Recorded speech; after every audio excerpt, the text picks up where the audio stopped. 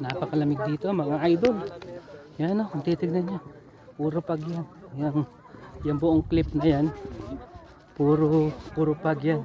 Kasi nasa tuktok tayo ng bundok dito sa Malboro Hills sa Sagada. So hindi nakakapagod dahil malamig yung yung panahon. Kung makikita ninyo, kahit puro palusong yung dinadaanan natin. Yan. Puto Bamre. Kaya tuloy lakad lang. Puro palusong naman yun.